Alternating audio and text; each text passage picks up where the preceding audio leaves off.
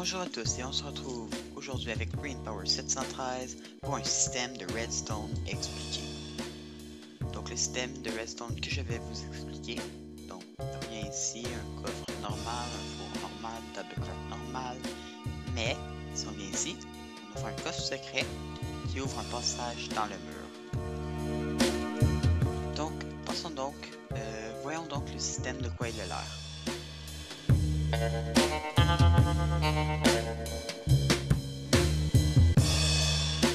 C'est ceci. Donc maintenant, je vais vous montrer le système un peu avec des couleurs. Donc, je vais même vous le montrer ici. En premier, c'est ceci. Ceci, ça va être un petit schéma pour vous montrer un peu comment ça fonctionne. Ce système-là a été fait en 1.7.10 et il fonctionne toujours en 1.8.4. 1.8.7, pardon.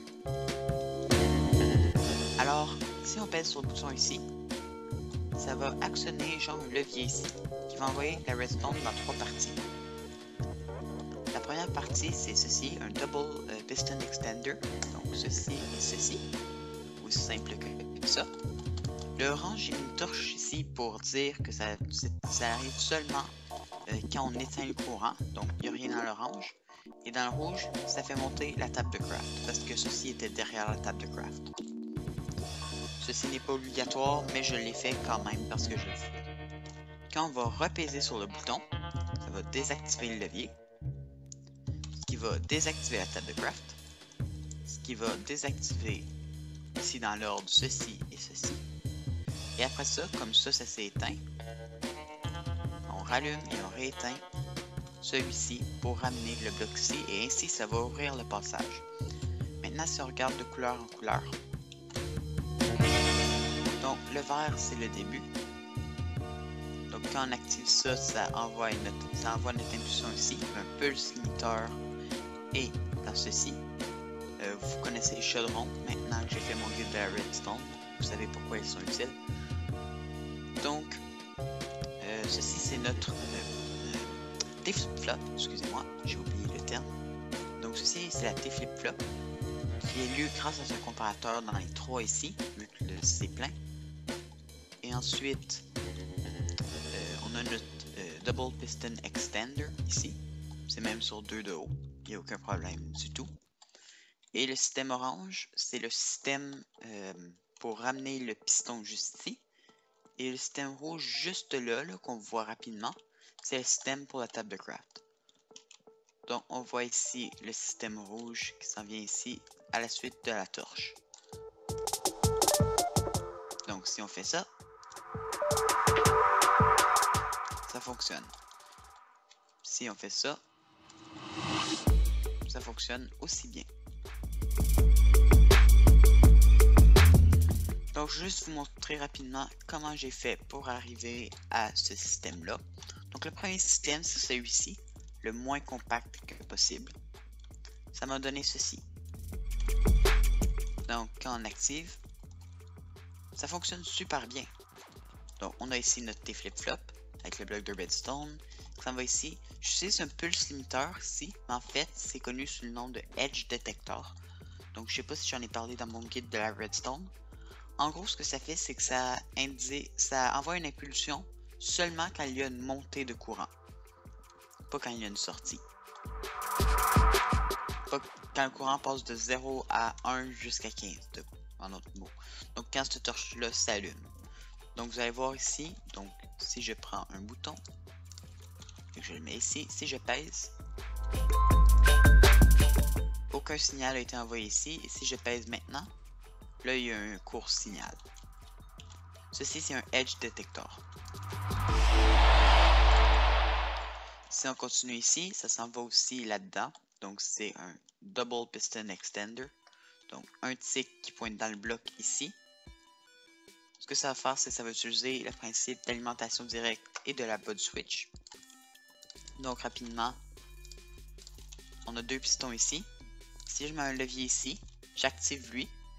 Donc ça va s'activer aussi, mais en même temps ça va bodder celui-là qui va être updaté par celui-là, donc il va s'alimenter aussi.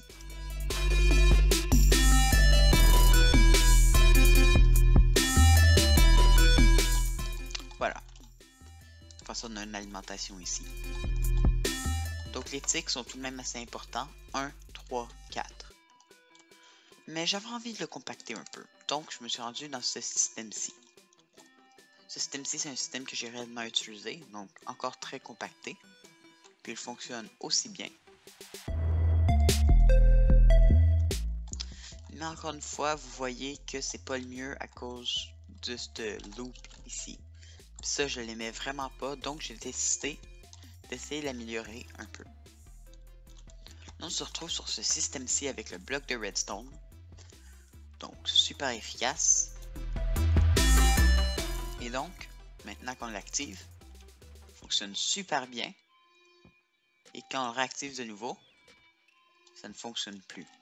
Pourquoi? À cause que le bloc de redstone ici bode le piston. Donc, il est toujours dans les airs.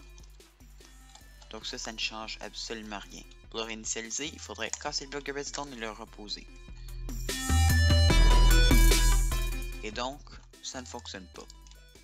À ce moment-ci, j'étais un peu bloqué, je me suis demandé que faire.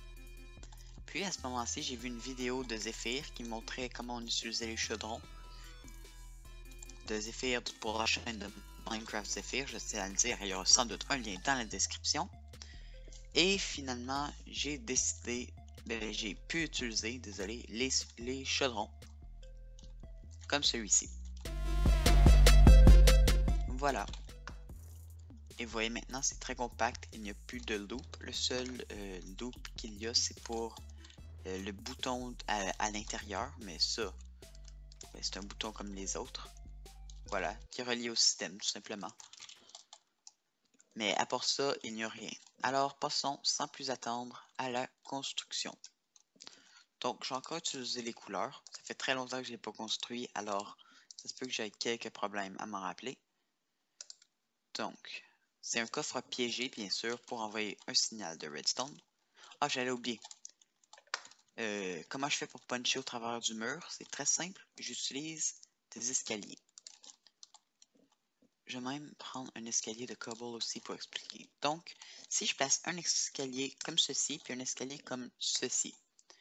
Depuis une nouvelle version, ceci apparaît en décoration uniquement. En fait, je peux puncher au travers sans problème. Vous voyez même que la hitbox n'est pas là quand je pointe ici, mais elle est là quand je pointe là.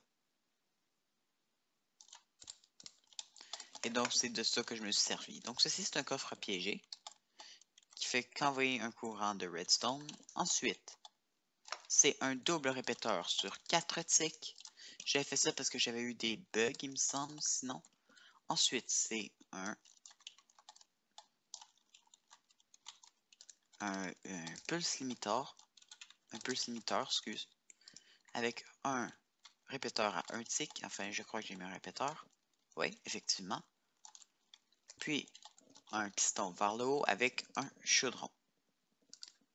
Pourquoi un chaudron encore une fois? Pour éviter de boder. Le chaudron qu'on doit remplir d'eau. Ensuite, on le monte au niveau supérieur, où est-ce qu'on prend la laine jaune pour changer. Puisque ça, c'était juste comment entrer le courant de redstone. Jaune, c'est comment l'utiliser. Comment... Le jaune, c'est le... Voyons, j'ai bien la misère avec mes mots aujourd'hui. C'est le Double Piston Extender. Donc là, on fait ceci comme ceci. Un comparateur peut juste lire 3 de puissance d'un chaudron. Donc ceci, c'est le maximum de puissance qu'on peut atteindre. Ici, nos répéteurs sont à 3 ticks et je pense. Non, c'est 4 ticks. 4 ticks. Puis ici, il me fallait un répéteur parce que tout simplement, ça lisait sur 3. Ça ne pouvait pas lire sur plus que 3, c'est un comparateur. Donc ça ici, ça fait 4. Ici, il me faut un répéteur. Pourquoi 4? C'est parce que ici, je vais mettre une dalle. Je vais mettre une dalle comme celle-ci, parce que pourquoi pas. Avec une redstone pour éviter d'interagir avec les pistons ici. Ici, je vais devoir mettre un autre répéteur, excusez-moi, pour aller dans ce bloc-ci. Le bloc d'en dessous n'est pas nécessaire. Ainsi, on peut placer déjà nos 2 pistons. comme ceci. Et là, on a le système d'extension qui fonctionne à merveille.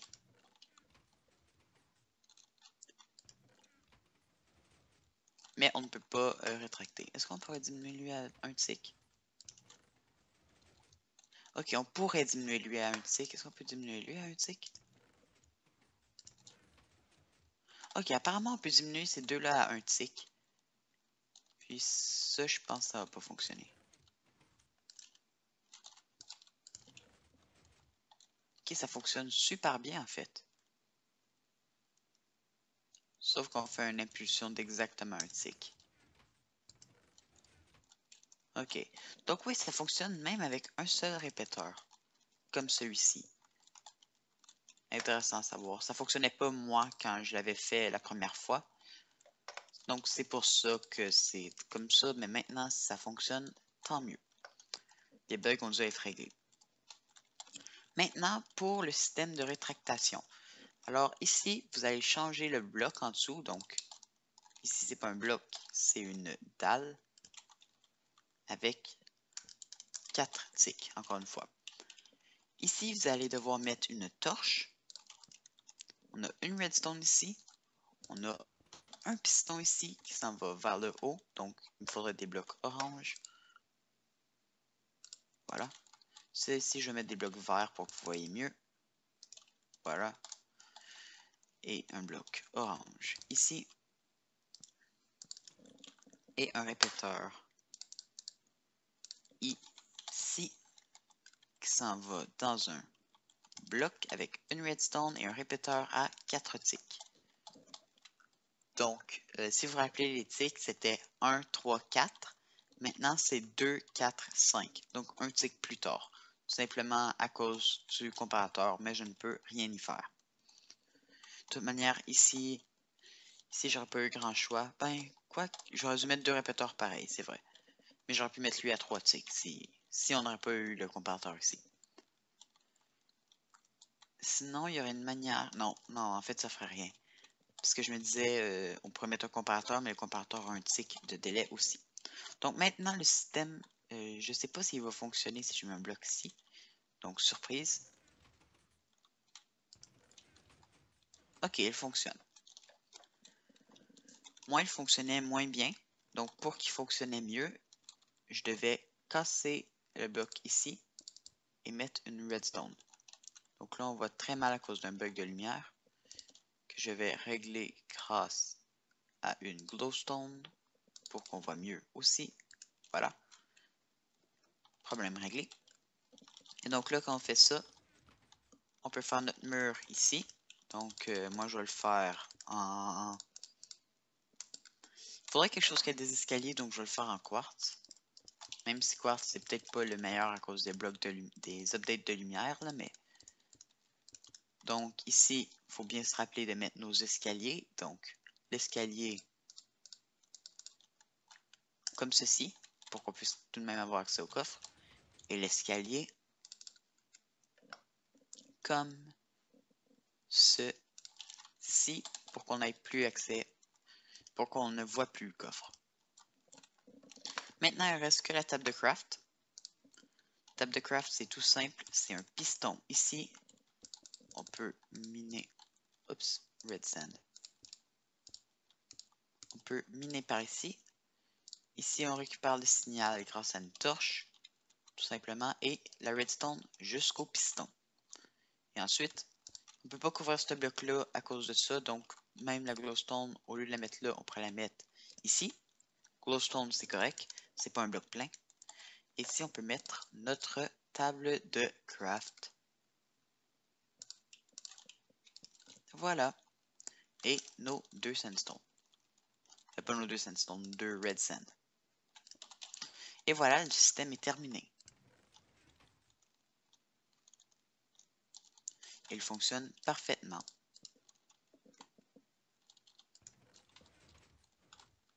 Tada! Puis après ça, ben, vous aurez juste à faire quelque chose comme ça pour qu'il se mette à descendre par ici. Ce bloc-là doit être le bloc du mur si vous voulez que ça reste secret, autant que l'escalier doit être un bloc du mur.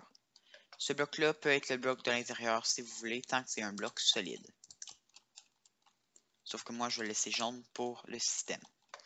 Et donc voilà, tout simplement, ceci est le système. C'est le plus compact que j'ai pu trouver, mais il doit pouvoir exister encore plus compact. Si je regarde par exemple, il doit exister facilement plus compact que ça. Moi, je n'ai pas réussi à le trouver, mais vous pouvez toujours en trouver un plus compact. Mais moi, j'ai trouvé ça tout de même assez amusant de faire ce système-ci. Surtout que j'ai trouvé un grand cube ici où est-ce qu'il n'y a absolument rien. Donc, je suppose qu'on peut le faire plus compact. Mais cela, ce sera à vous de le faire si vous voulez. Moi, je vous présente mon système. Vous pouvez bien sûr l'améliorer à votre guise. Maintenant, je vais vous dire merci à tous de m'avoir écouté. On se revoit une prochaine fois pour un nouveau système de Redstone expliqué. Merci à tous, à la prochaine. Bye bye.